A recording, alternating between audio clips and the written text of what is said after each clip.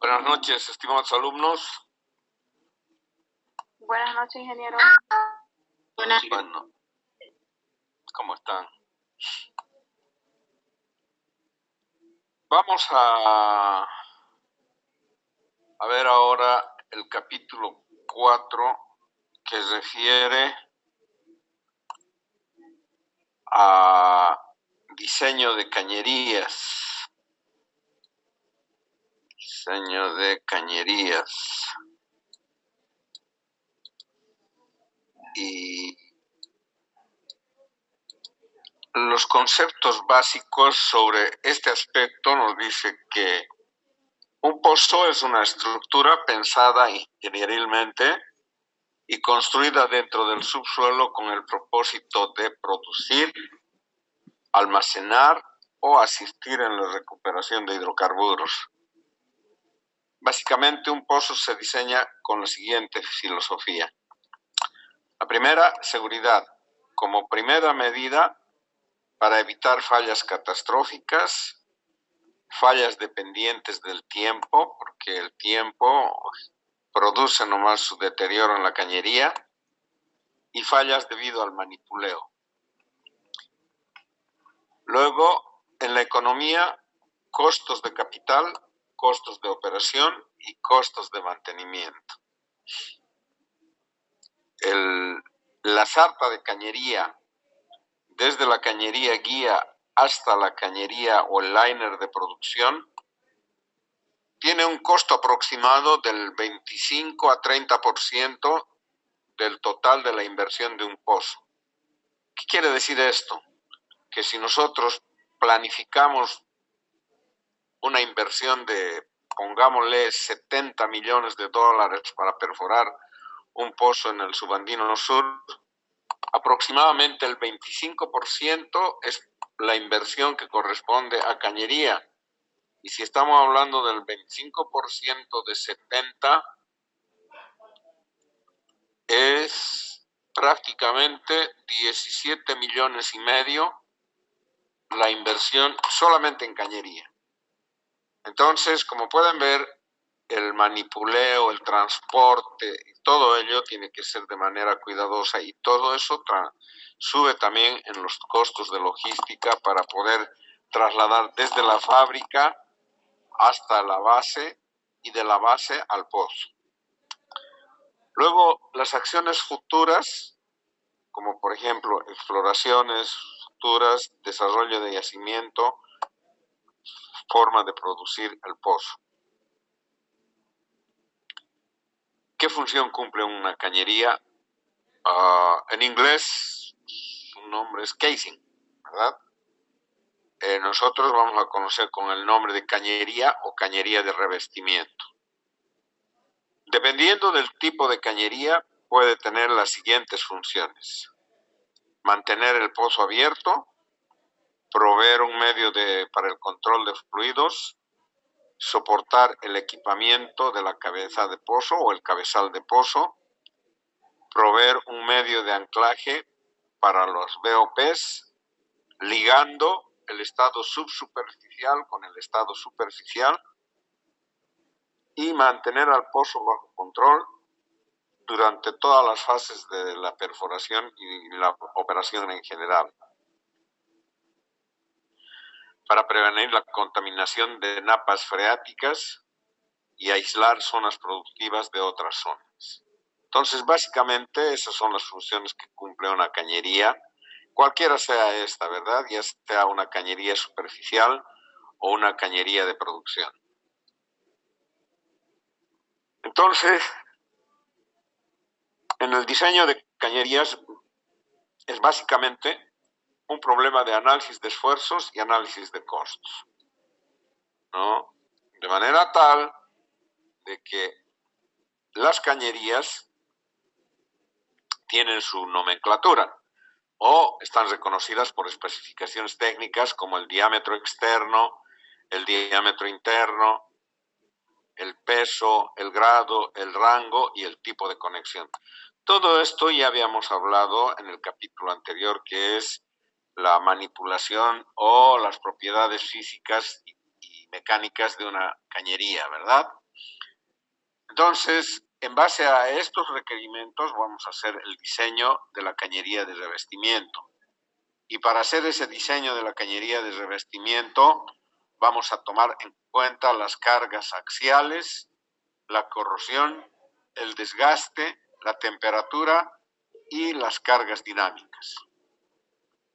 Entonces, todas estas son hipótesis de carga y estos son los performances de cañerías. De manera tal de que realizando un diseño de cañerías en base a la combinación de las cañerías con las condiciones externas, vamos a poder determinar diámetros, librajes, grados de acero y conexiones de las tuberías de la forma técnico-económica más conveniente para operar en las condiciones extremas dadas. Entonces, básicamente, ese es el estudio de un diseño de cañerías. Los conceptos básicos: el éxito de las directrices de la planificación es un paso más en el proceso de la elección de la cañería.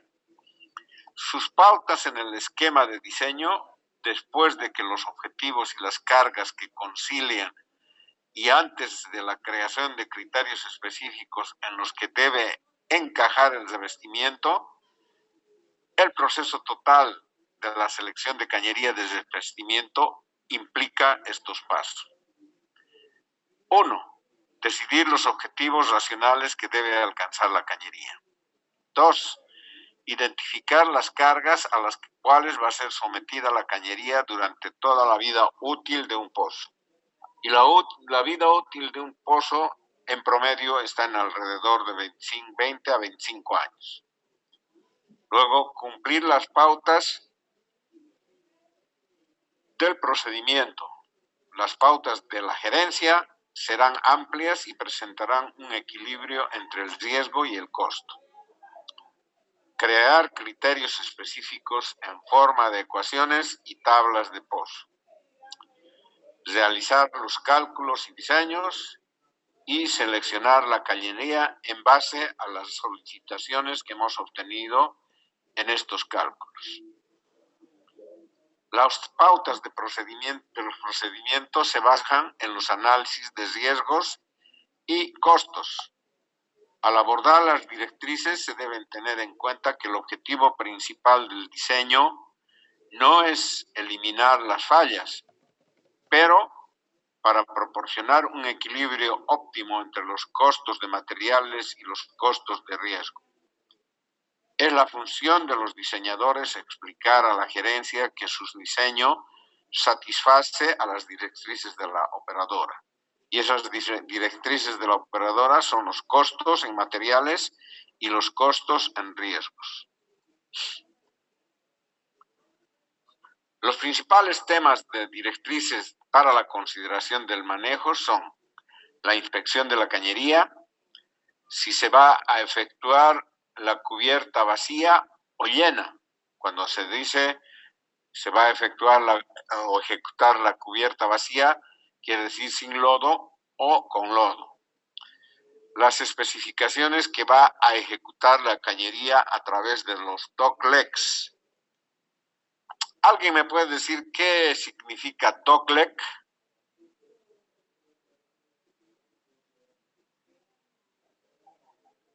¿Las patas de perro?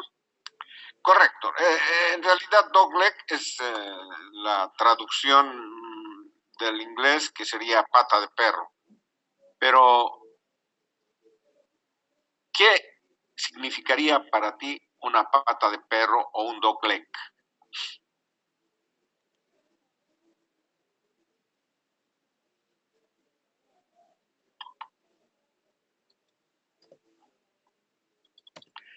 En realidad, un dogleg es el grado, el incremento de grados por una determinada profundidad. Y entonces, normalmente el dogleg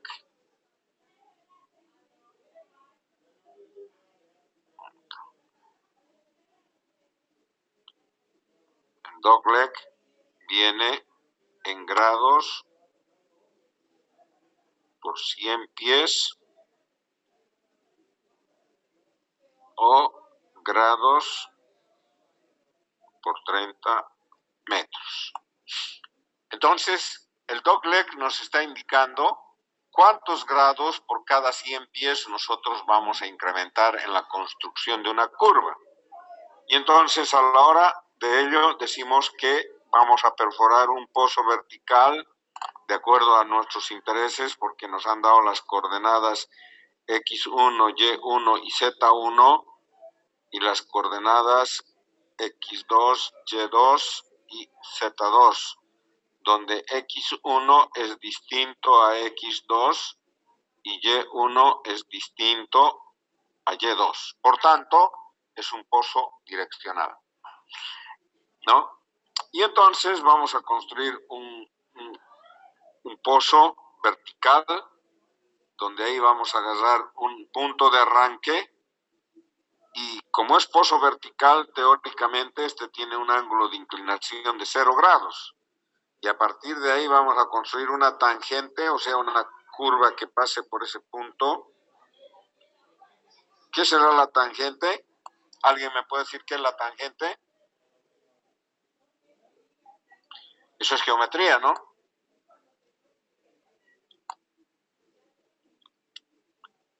La tangente es una recta que pasa por un punto de la curva donde esa tangente es perpendicular al radio de curvatura. O sea que si esta es la vertical, este punto es una tangente, nosotros acá vamos a tener que el radio es perpendicular a la sección vertical, o sea, a este tramo perforado, ¿verdad?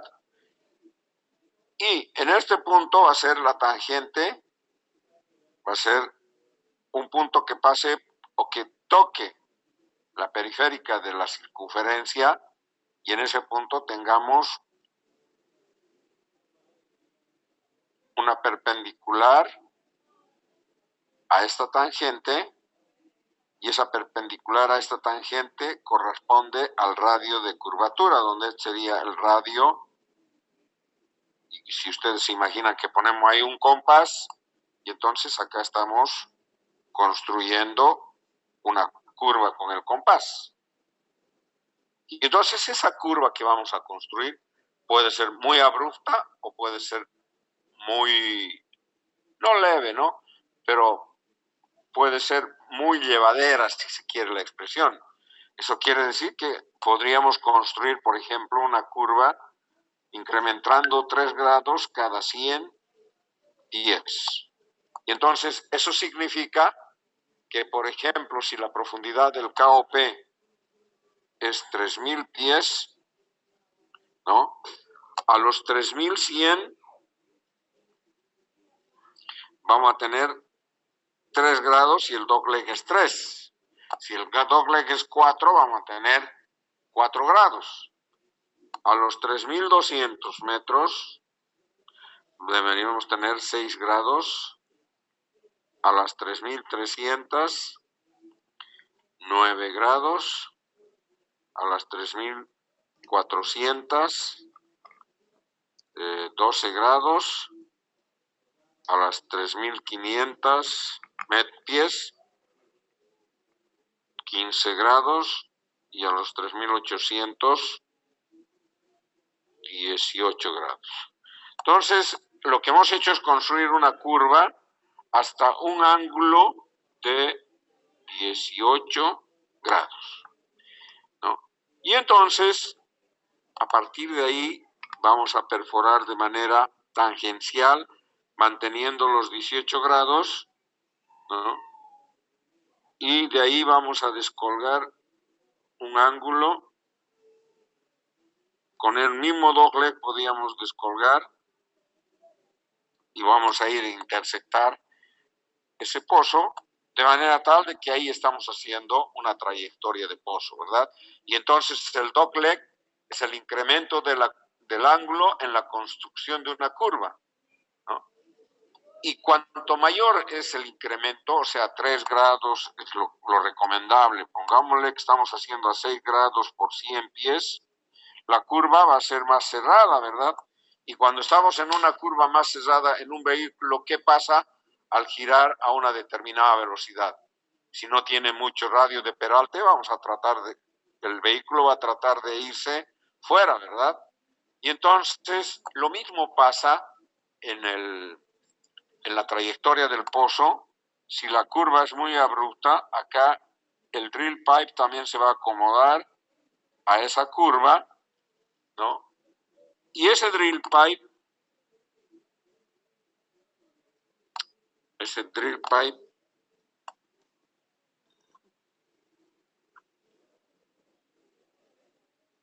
que se ha acomodado a esa curva,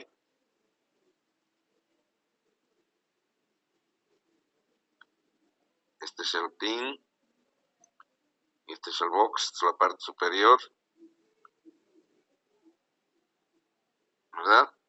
Y entonces, como esto está curveado en base al mayor o menor dogleg, cuando estemos rotando con la sarta de perforación, en ese punto va a estar en compresión.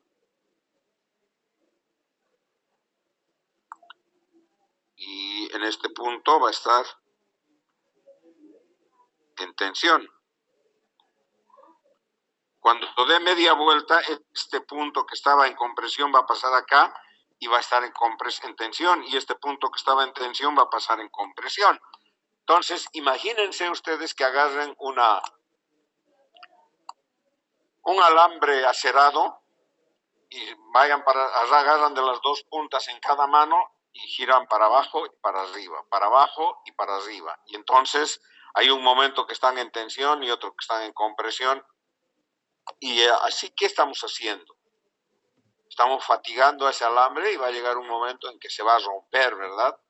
Entonces, lo mismo sucede cuando nosotros hacemos un dogleg muy severo. Nuestro drill pipe puede fatigarse y después romperse.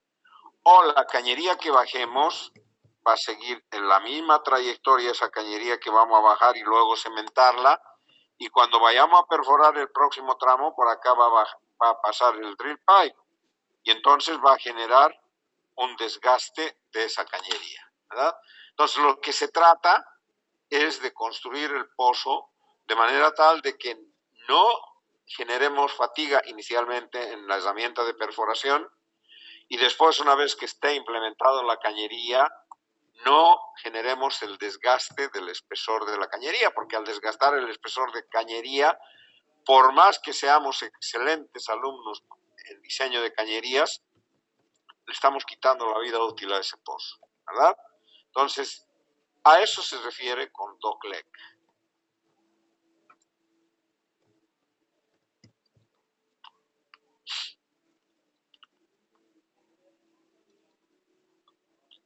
Bien. Margen de overpull para tensionar la cañería. Ustedes saben que cuando hablamos de tensión, ¿qué pasa con una herramienta? Cualquiera sea esta. Vamos a borrar esto.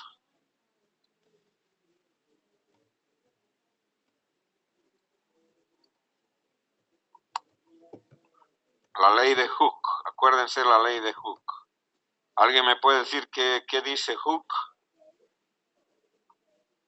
La ley de Hooke dice que a cada tensión genera una deformación y hay tres zonas: la zona elástica, la zona plástica, la fluencia y la rotura. Correcto. De la tubería. Muy bien.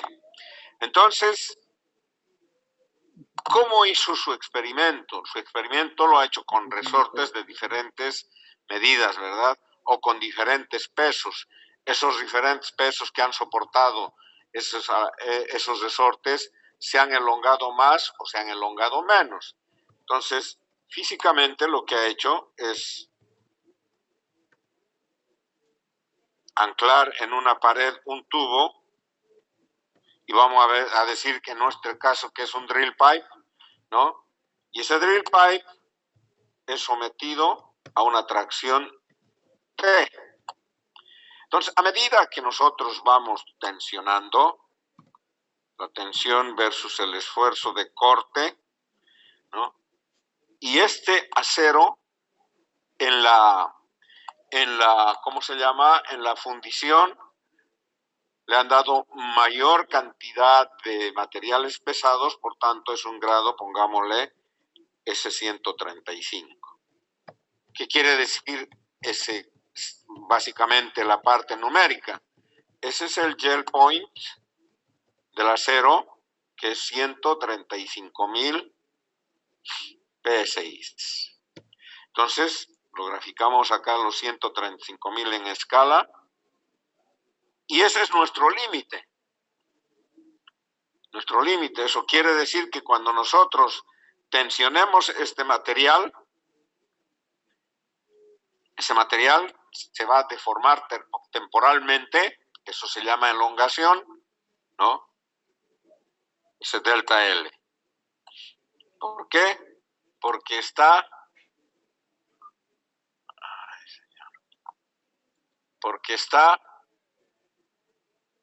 en la fase elástica, porque no estamos excediendo el límite de fluencia, ¿no?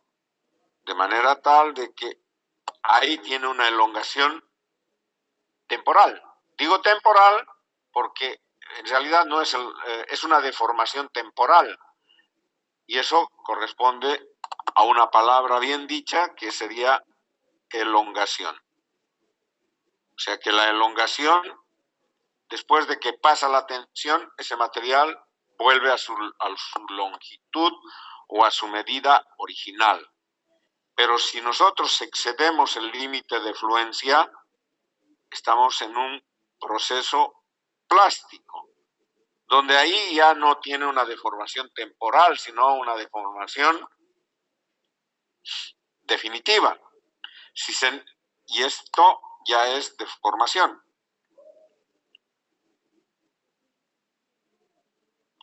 Y si seguimos traccionando, vamos a llegar a la fractura, ¿verdad? Y entonces esos son los procesos que sufre un material cuando es sometido a una cierta acción, ya sea de presión o de fuerza, ¿no? Entonces, en base a esa definición, es que todo, absolutamente todo lo que vamos a hacer está definido con la ley de Hooke. De manera tal de que estábamos acá, ¿no? El margen del overpull para tensionar la cañería. Ese, por ejemplo, una cañería aguanta, por decir,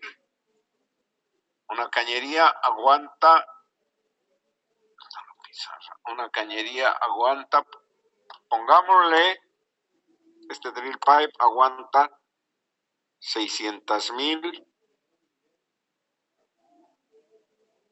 600.000 libras. Cuando pasamos las 600.000 libras, ya estamos excediendo su límite de fluencia, ¿verdad? Por tanto, el peso del tubo, vamos a decir de la sarta en el pozo, es 350.000 libras. ¿Y cuánto nos falta para la deformación? Para la deformación nos falta 600 menos 350.000. Esto nos da 250.000 libras. Esto es lo que conocemos con el nombre de overpull. Es la máxima sobretensión que le podemos dar a un material para no exceder sin exceder el límite de fluencia de ese material. ¿Se entiende? Bien. Entonces, a eso nos estamos refiriendo cuando el margen de overpull para tensionar la cañería. El desgaste de la cañería en operaciones de perforación. Ya hemos dicho que por efecto de la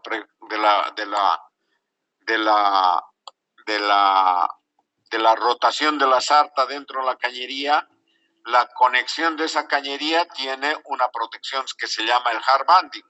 Entonces, ese hard banding va friccionando contra las paredes de la cañería y la va desgastando. Por supuesto que el espesor va a ir reduciendo. Y si reduce el espesor, estás reduciendo también la especificación técnica de esa cañería, ¿verdad? Por tanto, lo que estamos haciendo es reducir la vida útil de ese pozo. Tenemos que protegerla a la cañería para que no haya ese desgaste. Luego, la ejecución de una cañería nueva o usada. Si es nueva, va a aguantarnos más, pero si es usada, nos va a aguantar mucho menos, ¿verdad? Entonces, acá tendremos que hacer una inspección no destructiva para ver en qué condiciones está esa cañería usada que podríamos utilizar para reducción de costos. Luego, la pérdida de nivel de fluido dentro de la cañería, ¿no? ¿Qué pasa si nosotros estamos perforando un agujero? Estamos perforando un agujero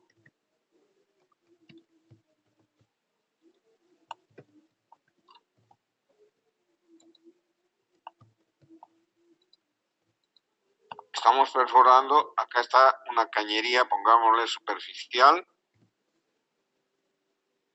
Acá está la cañería guía y esta está cementada hasta superficie, ¿no? Y estamos perforando el agujero intermedio de 17,5 pulgadas y de pronto se produce una pérdida de circulación. Se produce una pérdida de circulación total y el nivel del lodo baja. Pongámosle que baje ahí. O seamos más exagerados y que el nivel del lodo baje por debajo del zapato de la cañería. Y todo esto está vacío. ¿Ah? Si esta cañería no tiene las especificaciones como el espesor, luego el grado del acero, toda esta presión hidrostática que tenemos acá nos las va a colapsar a la cañería. ¿Y qué va a pasar con esta cañería? Se va a colapsar y probablemente ya no vamos a poder salir con el trépano y vamos a perder el agujero, ¿verdad? Entonces, esa cañería tiene que estar pensada en que si en el análisis de riesgo que hacemos vamos a tener una pérdida total y esa pérdida total va a bajar el nivel por debajo del zapato, tendremos que diseñarla como una cañería vacía, ¿verdad? Entonces, a eso se refiere con una pérdida de circulación. Luego, columna de gas. Es el proceso contrario, ¿no? Estamos perforando Estamos perforando acá.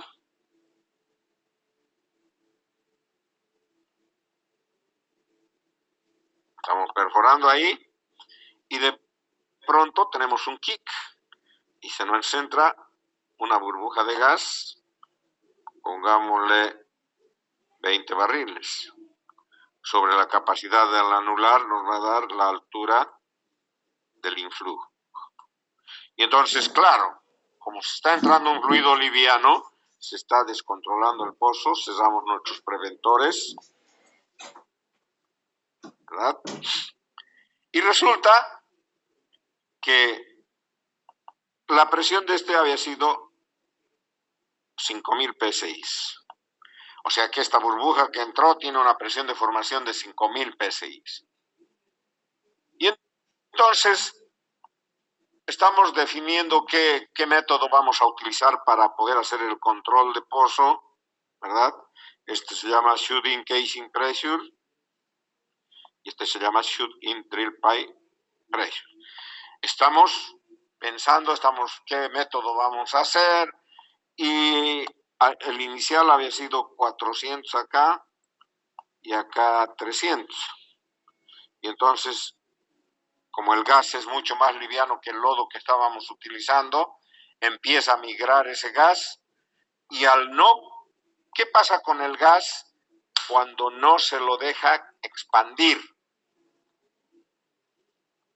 La presión va a seguir siendo la misma porque el volumen no está cambiando. Y por tanto esa burbuja va a migrar con los mismos 20 barriles y con las 5.000 psi. Y si seguimos dejando en la condición más exagerada, el gas va a migrar y va a llegar acá a superficie. Si es que no fracturó antes el agujero abierto, ¿verdad? Pongámosle que no fracturó y el gas está acá. Y entonces acá, ¿cuánto vamos a tener? 5.000. Y entonces, ¿quién debe aguantar ahí Supongamos que esa cañería de 20 pulgadas aguanta 3.000 al reventamiento. ¿Qué va a pasar? La va a reventar a la cañería y vamos a tener un blowout, ¿verdad? Y entonces también esa cañería debe estar diseñada como para esa condición extrema en que haya un influjo y que migre esa con su misma presión y su mismo volumen sea soportada por la cañería. Por tanto, esa cañería que teníamos acá deberíamos diseñarla como 5.000 psi para aguantar al reventamiento más un 10% de un factor de seguridad. O sea, mínimo debería aguantar esa cañería 5.500 psi. Por tanto, en esas condiciones ya estas 5.000 que tiene la burbuja de gas no fracturaría o no reventaría la cañería. Entonces, básicamente se trata de eso, que durante una pérdida de lodo no se colapse y durante un influjo no reviente la cañería porque no dejamos que la burbuja haya migrado.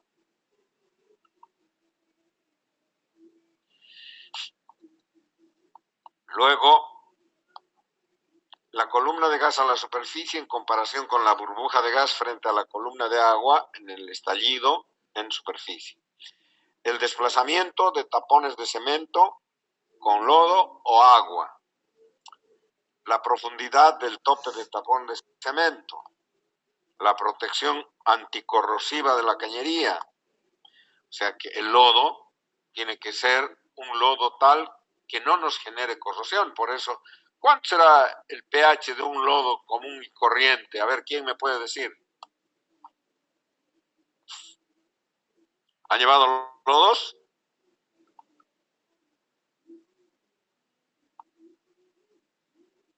Chicos. 9,5, 10, 11. Está entre 10,5 y 11. O sea, es un pH alcalino, ¿verdad?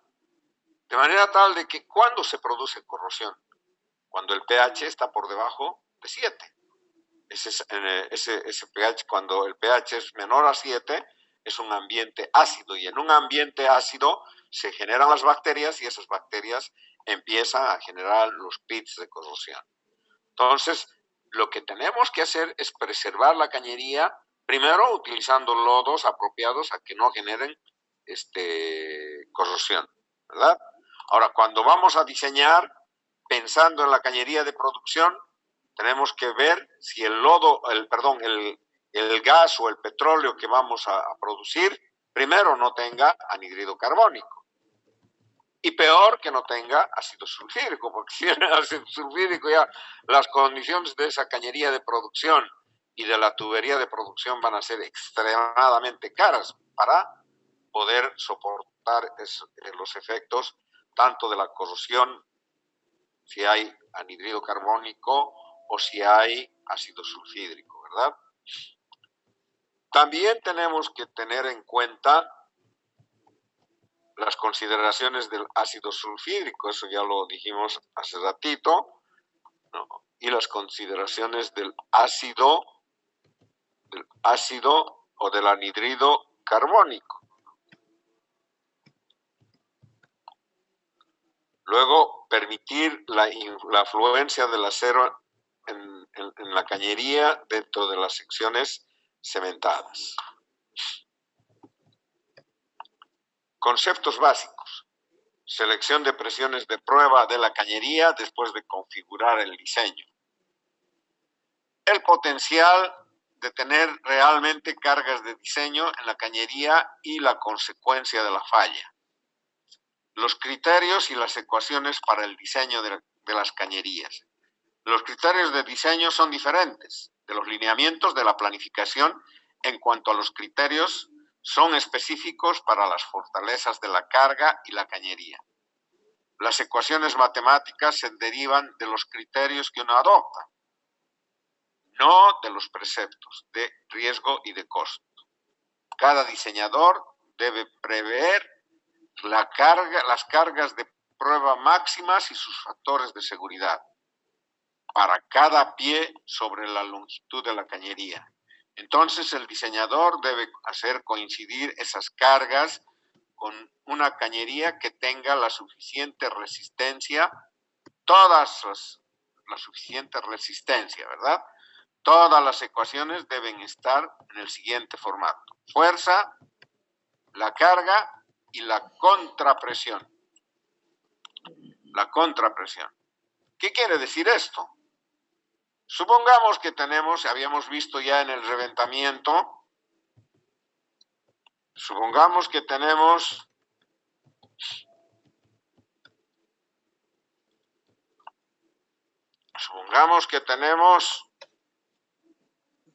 una cañería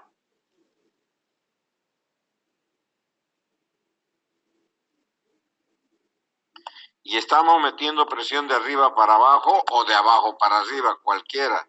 Y entonces esa cañería está con esas fuerzas, porque la presión por unidad de área es fuerza, ¿verdad? De manera tal de que, no, la presión es la fuerza por unidad de área y la fuerza va a ser la presión por la unidad de área. Entonces, acá estamos generando una fuerza. Y de acuerdo a Newton, toda acción tiene su reacción. Entonces, acá vamos a tener una reacción en sentido contrario, que es la contrapresión. Y esa contrapresión nos puede dar, por ejemplo, la presión hidrostática del cemento o la presión hidrostática del lodo que tenemos en ese momento. Y entonces, esa está generando una diferencia entre la fuerza y la contrapresión. Hay una resultante.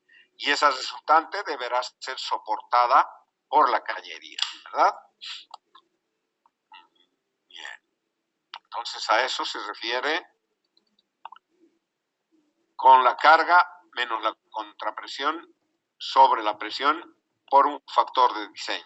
Este factor de diseño depende de las políticas de gobierno, ¿no? Entonces, estos factores de seguridad los da el gobierno normalmente, por ejemplo, para el reventamiento es el 10%, para el colapso es entre el 0 y el 20%, para la tensión es el 1.6%. Entonces, o sea, el 60%, ¿verdad? Esos factores de diseño están en función de las políticas nacionales y las políticas que adoptan las operadoras. Las cargas máximas, las cargas de diseño de gobierno es el máximo que razonablemente se puede esperar. Puede o no ser razonable esperar que se deslice una falla como se muestra en el boceto. Sin embargo, las cargas máximas seleccionadas prevalentes para el diseño de la cañería son las siguientes. Carga máxima. La carga máxima de reventamiento o estallido o presión interna. O sea, cualquiera de esos tres nombres, reventamiento, estallido o presión interna, se refieren a lo mismo. Para un tubular ocurre si todo el lodo del agujero se llena de gas. La carga máxima de colapso ocurre si la tubería se evacúa por completo y la presión del fluido de formación completa actúa sobre la cañería. O sea que el nivel ha bajado por debajo de la cañería y solamente la única que está resistiendo son las especificaciones técnicas de la cañería. Las rocas de las formaciones producen esfuerzos que actúan sobre la cañería. Las presiones máximas después de la cementación. Las cargas máximas de tensión se producen durante la bajada de cañería a través de doglegs o después de la cementación durante la estabilidad de cargas.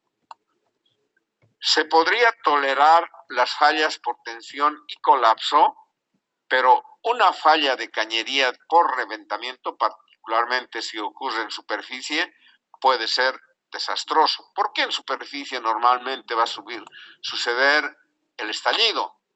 Porque en superficie no tenemos una fuerza de contrapresión, la presión hidrostática en superficie prácticamente es nula, ¿verdad? Y entonces, ¿quién resiste esas fuerzas que generan, por ejemplo, un kick? Es la cañería. Si no las resiste la cañería, vamos a tener un blowout o un reventón, ¿verdad? Bien, entonces la tensión, la carga de tracción es el peso del acero en la cañería debajo de la profundidad para la cual se está diseñando la cañería. El factor de diseño es la flotabilidad de la cañería debajo la profundidad. Las cargas de flexión de los doglegs están incluidas y deben calcularse con la ecuación modificada de Lubinsky. Entonces vamos a ver esto, ¿no? Y entonces acá se está refiriendo con las cargas de tensión. Nosotros tenemos una cañería que tiene un OD y un ID.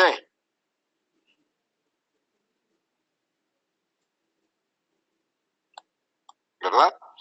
Entonces, esa cañería que está introducida en el pozo está sometida a un empuje que es el factor de flotación si la tubería o si el lodo es de la misma densidad, ¿verdad? Y por otra parte está sometida a la carga que es el peso de esta cañería. Entonces, si nosotros calculamos la resultante, va a ser el overpull máximo que vamos a tener, ¿no? De manera tal de que eso no debe exceder al yield point. Yield.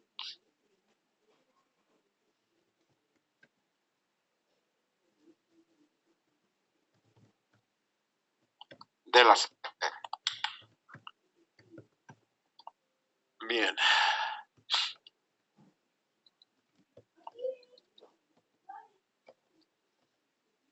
Entonces, la carga de tracción es el peso del acero de la cañería debajo de la profundidad para la cual se está diseñando la cañería.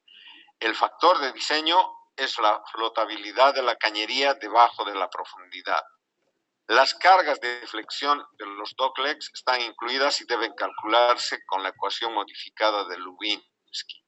y esta es donde RT la resistencia a la tracción del tubo, ¿no? DF es el factor de diseño del tubo, W es el peso flotado de la cañería en libras por pie, TBD es la longitud, profundidad vertical total del agujero, T es la profundidad de diseño en pies, y F sub loop es la carga de fluencia del dogleg con la ecuación de Lubinsky.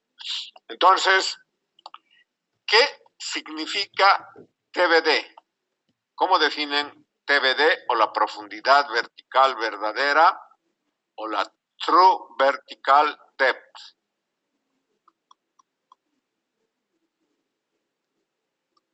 ¿Alguien me puede decir? A ver, vamos a tener que nombrar. Mercy Llanos.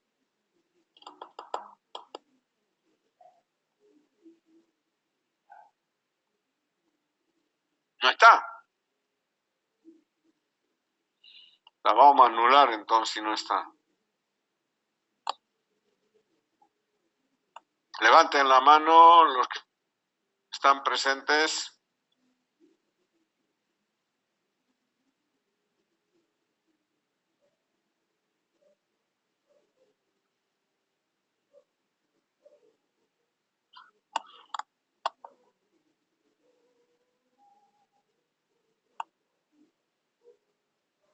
Solamente están 12 presentes.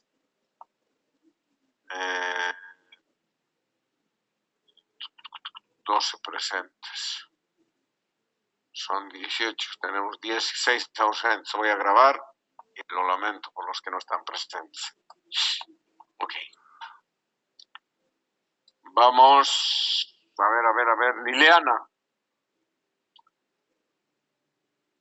Liliana. Hasta ya me he olvidado qué he preguntado. ¿Qué se entiende por TBD?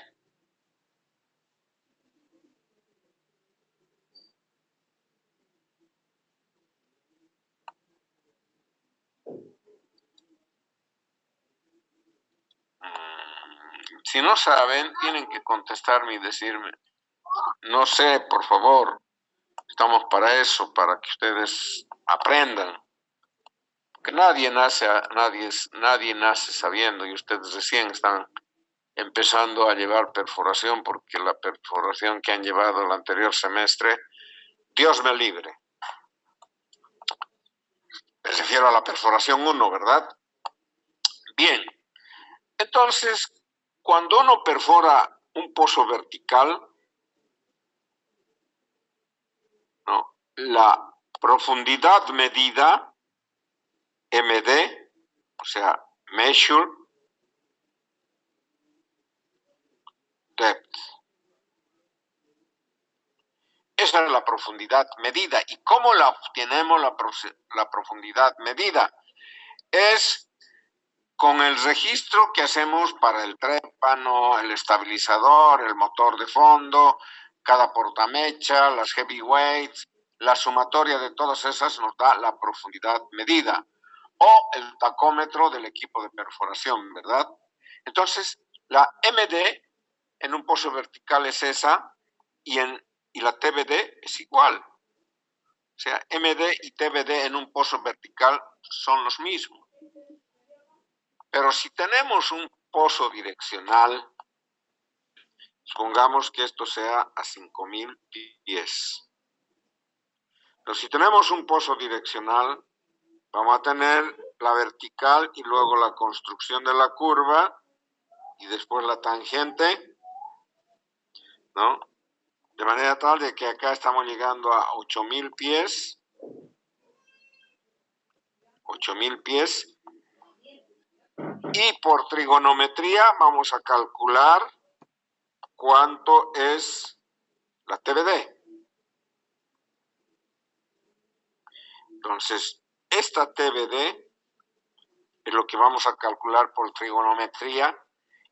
¿Y qué es la TBD? Si nosotros nos imaginamos que acá hay un farol que ilumina la trayectoria del pozo, va a iluminar todo esto, ¿verdad?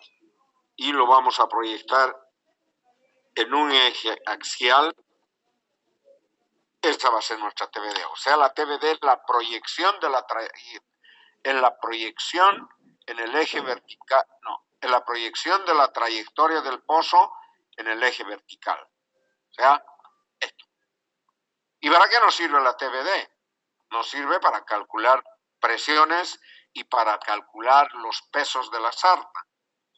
¿Para qué nos sirve la MD? Solamente para calcular volúmenes, ¿verdad? Entonces, en un pozo, siempre, generalmente, la MD es mayor que la TBD. Nunca al revés.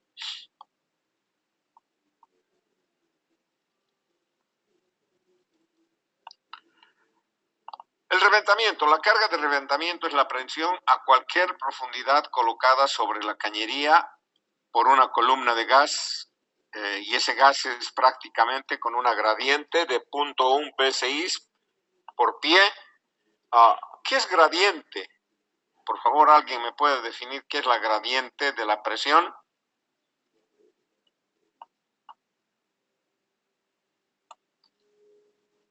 Ojo, ¿qué pasó? ¿Qué pasó? Estamos sin ganas, chicos.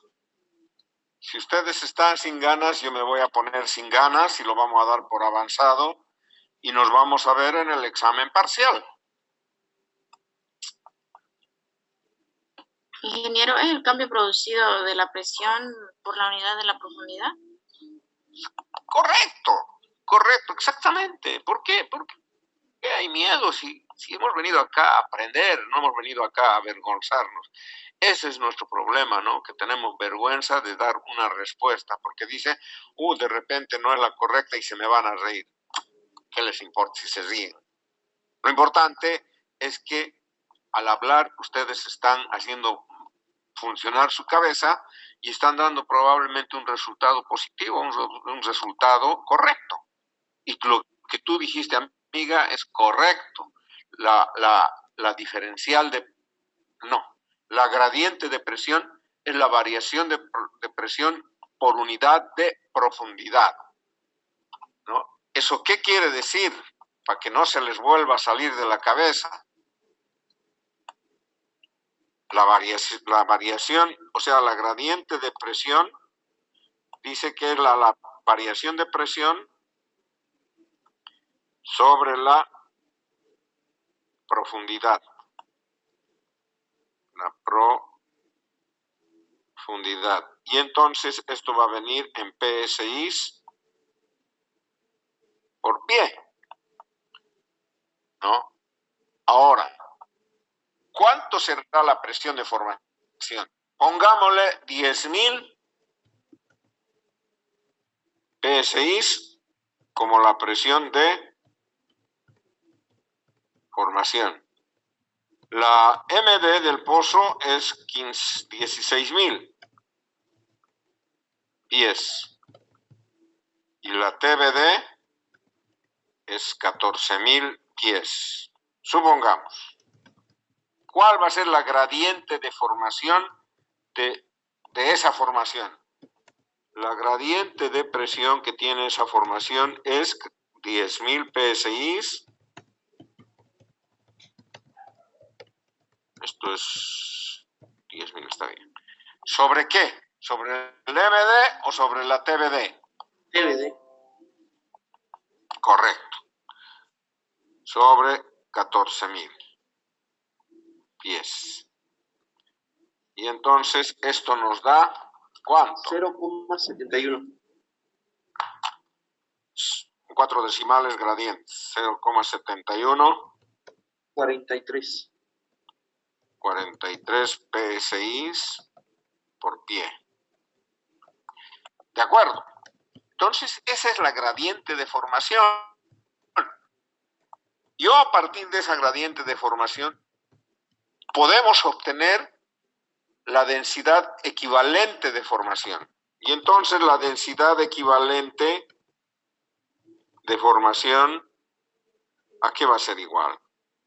La gradiente de presión dividido 0.052. En la otra clase hemos llevado esto, ¿no?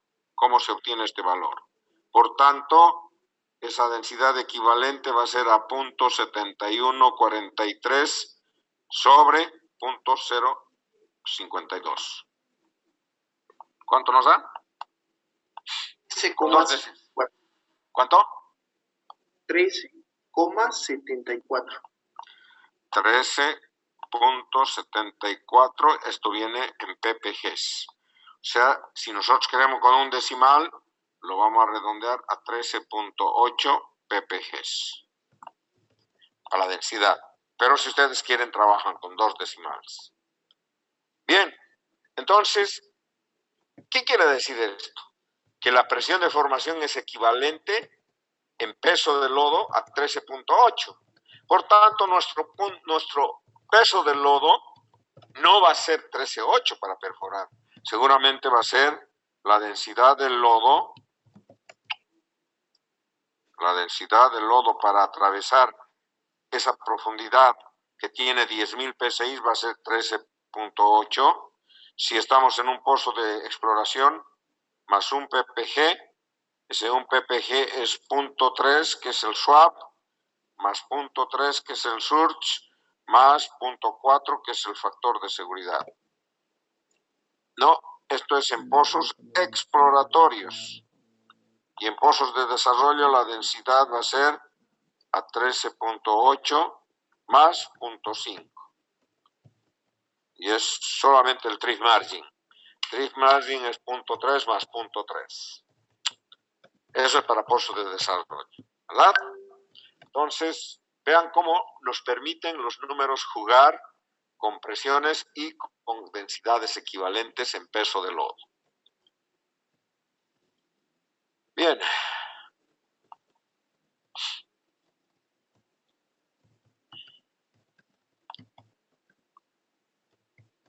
El reventamiento, la formación que producirá la presión más alta en el zapato debe ser razonable comparando con las probables presiones de fractura de formación. En cualquier caso, son 2 ecuaciones básicas. Esta es la para el reventamiento, tomando en consideración primero la presión de formación y segundo la presión de fractura, ¿no? Presión de fractura.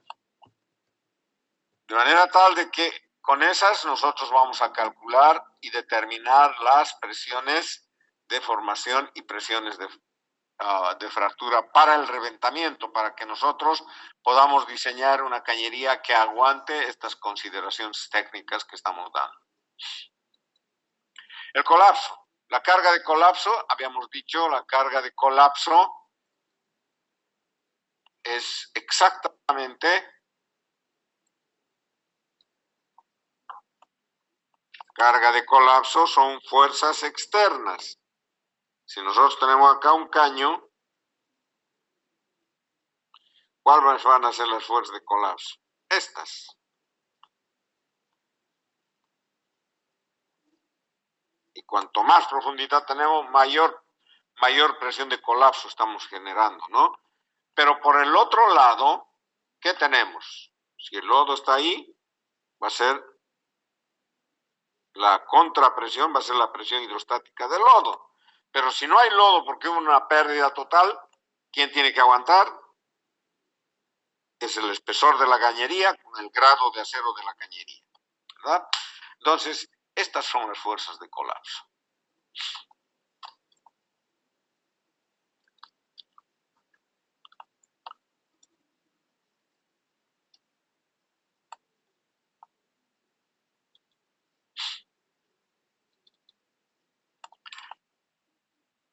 Y la carga de colapso es la presión del lodo de perforación en el espacio anular de la cañería sobre la parte superior del cemento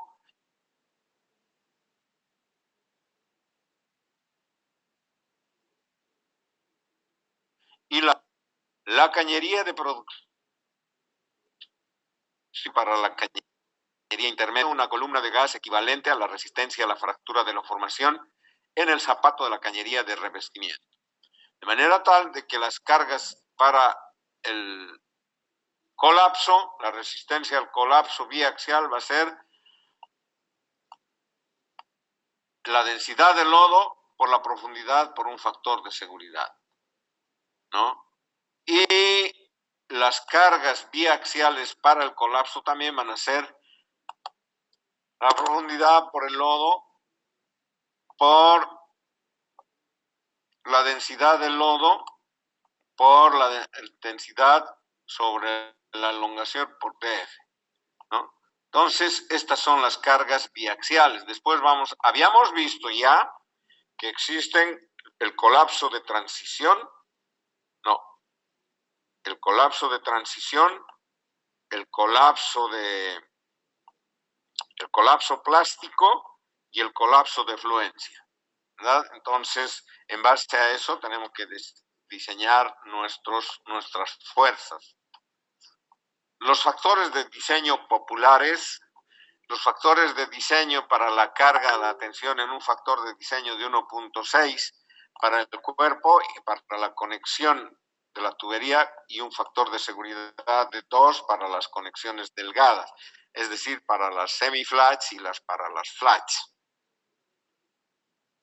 Luego tenemos para el reventamiento 1.1, para la cañería de producción 1.25, para el liner 1.25. El colapso está entre 1 y 1.2, ¿no? La tensión es 1.6 para todas. La torsión es 1.5, el factor de diseño. Y para von Mises, que son las fuerzas biaxiales, ¿no? Es 1.25.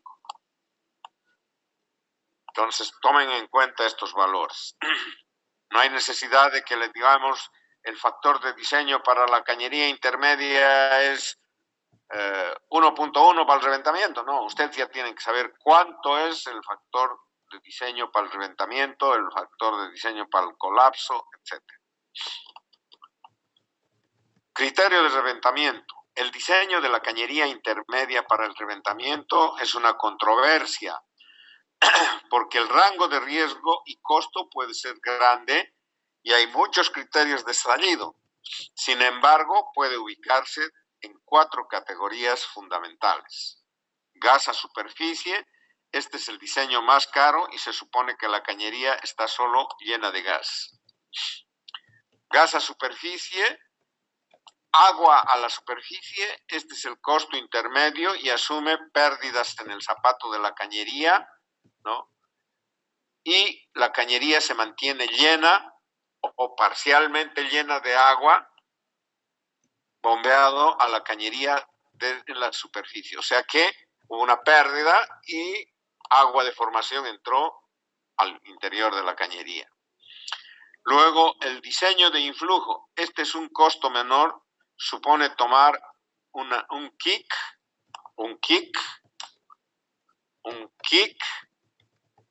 de gas de un volumen especificado y ese volumen especificado se llama el kick tolerance. Y ya sabemos qué es el kick tolerance. Sin control, este permite el diseño menos costoso, asume que no entrará gas, petróleo o agua a la cañería. No, pues no podemos hacer un diseño de ese tipo, ¿verdad? Entonces, normalmente vamos a tomar uno de estos 3, dependiendo de qué consideración. Por ejemplo, si estamos haciendo un pozo profundo con alta presión, alta temperatura, tendremos que tomarlo de arriba, ¿no? Ahora, si estamos haciendo un pozo que sea petrolero, o sea, que estemos esperando producir petróleo, tomaremos este valor, ¿no? O un valor intermedio. Eso ya depende de las políticas de la empresa, de las empresas operadoras. Pero los cálculos van a ser iguales. El método de diseño API. La vieja forma de diseño de la cañería está fuera de contexto. El método anterior se conoce y de manera incorrecta como el método API. El API no tiene un método o proceso para el diseño de cañería. API tiene fuerzas tubulares y tolerancias de tamaño. El antiguo método considera cuatro cargas ficticias y las resistencias requeridas de la cañería para soportar estas cargas. La resistencia a la tensión en cualquier punto de la cañería será 1.8 veces el peso de la suspensión en el aire de la cañería por debajo de ese punto. Luego, la resistencia a la tracción de la junta en cualquier punto de la cañería será 2 veces el peso de la suspensión en el aire de la cañería por debajo de ese punto.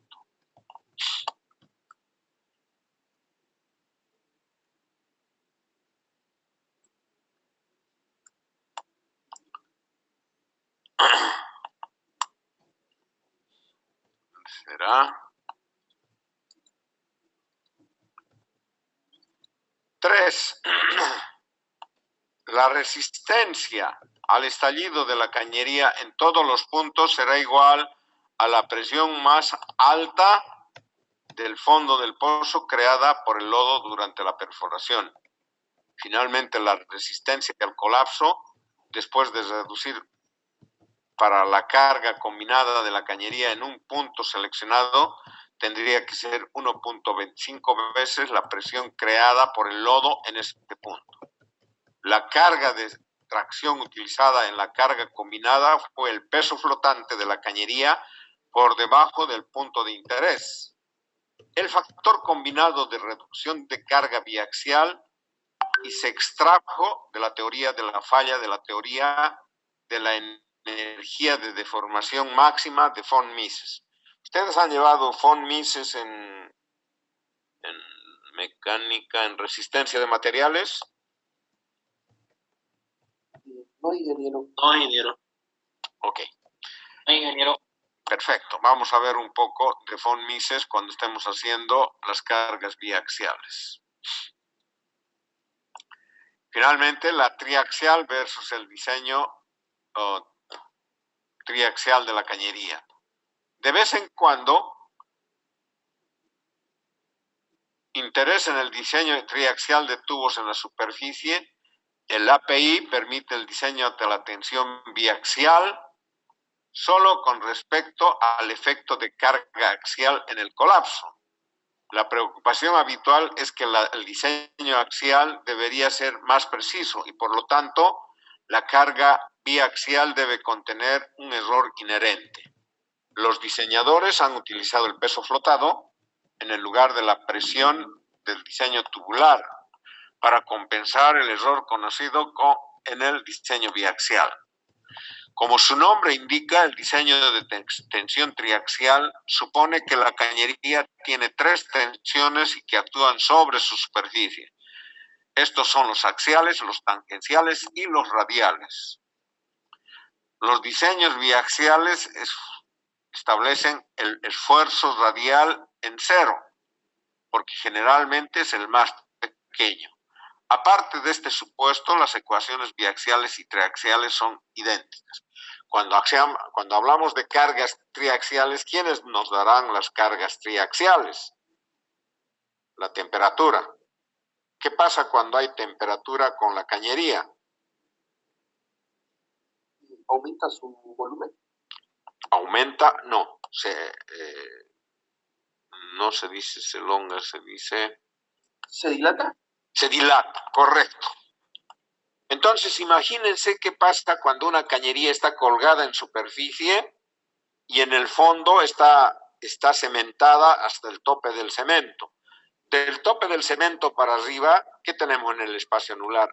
Lodo, ¿no? Y entonces, esa cañería que está sufriendo un incremento en su temperatura porque el lodo de perforación, no el lodo, el gas que se está produciendo por el arreglo de producción está calentando a la tubería de producción, está calentando al fluido de empaque, está calentando a la cañería de producción, y la cañería de producción, como está cementada en el fondo y está colgada en superficie, empieza a... ¿Qué dijiste? Pucha, ya me olvidó. Se dilata. Empieza a dilatarse. Y entonces, al dilatarse, va a generar un pandeo, ¿verdad? Y al pandearse, estás generando un esfuerzo en las conexiones, y ese esfuerzo se llama el esfuerzo de bending, ¿no? Entonces, esa es la primera consideración que hace la carga triaxial. Luego, la carga que genera, por ejemplo,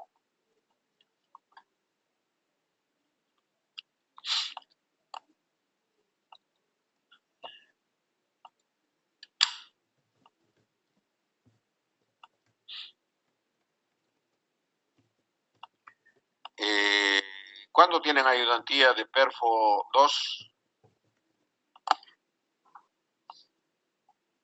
Los jueves de 7 a 9 y media. Bueno, el jueves vamos a recuperar por lo menos una clase de la anterior semana que no hemos avanzado, ¿ok? Pero no va a ser a las 7 y media, va a ser 8. ¿Hasta qué hora pasa? Jueves en la mañana de 7 a 9 y media. Pueden hasta de 8 a 9 y media, está bien. De 8 a 9 y media vamos a pasar. El jueves. Entonces, supongamos que estamos diseñando esta cañería de producción.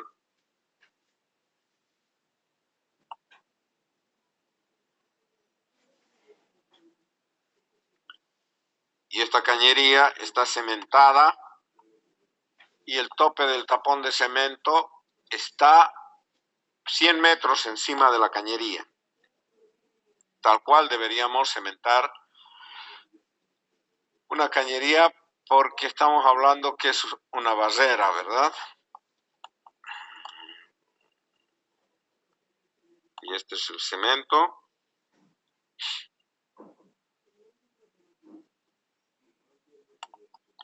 ¿Verdad? Y vamos a decir que este tope de cemento está en 4.000 metros, este zapato de cañería está en 4.100 y este está en 5.000 metros.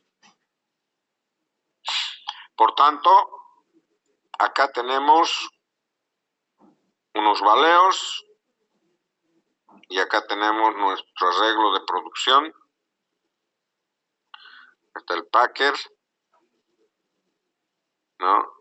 Acá está en superficie, el arbolito está colgado, y entonces este gas que está produciendo tiene una temperatura, pongámosle, de 270 grados Fahrenheit. Entonces todo se está calentando y a medida que va subiendo va bajando la temperatura, evidentemente, pero acá está calentando esto y está calentando esto. Y por tanto, ¿qué va a pasar? Se va a elongar, ¿verdad? Se va a dilatar. Y al dilatarse, se va a pandear la cañería. Y entonces ese pandeo en la cañería tiene que ser considerado para evitar el efecto de que las cuplas, las conexiones estén trabajando sobrefatigadas, ¿no? Otra consideración es que este tubo, acá está empaquetado, este tubo tiene una fuga porque se ha corroído y el gas viene acá al espacio anular entre el arreglo de producción y la cañería de producción. Entonces, ese va a tener su presión y por tanto, esa cañería también va a estar sometida a esfuerzos grandes. ¿Por qué? Porque estás resistiendo o no, ¿verdad? Podría no estar resistiendo, pero como hemos hecho bien el diseño de la cañería, debería estar resistiendo ese gas que tiene una presión de fondo. Por tanto, pero igual se va a ir fatigando esta cañería porque está, y todos nuestros espacios anulares van a estar presurizados en los manómetros. Por tanto, si tenemos una pinchadura ya directamente estamos complicados, ¿verdad? Entonces vamos a tener que hacer un workover, ahogar el pozo y sacar ese arreglo para cambiar la tubería de producción. Entonces, pero mientras tanto esta cañería está sometida a ese esfuerzo triaxial. Preguntas.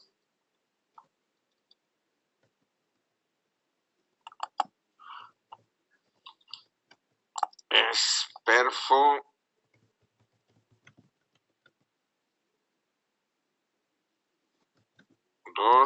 Grupo P1, estamos en el capítulo 4, página 15. Entonces, el jueves a las 8. Jueves 08, recuperación. Tenemos que terminar este capítulo y un poco más de trépanos para dar el primer parcial. Entonces vamos a hacer eso. ¿Alguna pregunta hasta acá?